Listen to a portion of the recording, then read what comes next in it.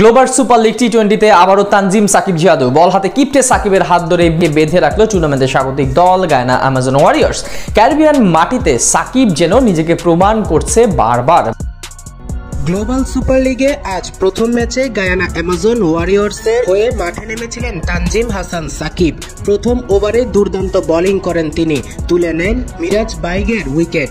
মিরাজকে LBW করার পরপরই এর পরের ডেলিভারিতে ডট খেলেন তানজিম হাসান সাকিব। প্রতি ওভার জুড়ে দুর্দান্ত বোলিং করেছেন তানজিম হাসান সাকিব। গায়ানা অ্যামাজন ওয়ারিয়র্সের ফিল্ডাররা তানজিম হাসান সাকিবের প্রায় 3টি ক্যাচ মিস করেছে। ম্যাচের শেষের দিকে 19তম ওভারে ড্রয়েন পিটোরিয়াস 4 উইকেট তুলে নেয় 1 ওভারে। শেষ ওভারে তানজিম হাসান সাকিবের তুলে নেওয়ার মতো একটি উইকেটই বাকি ছিল এবং সেই একটি উইকেট তুলে নিয়েছে তানজিম হাসান সাকিব তার শেষ ওভারে।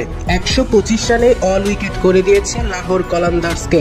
দুর্দান্ত বোলিং এ ছিল তানজিম হাসান সাকিব, সেটা সবাই প্রশংসা করেছে।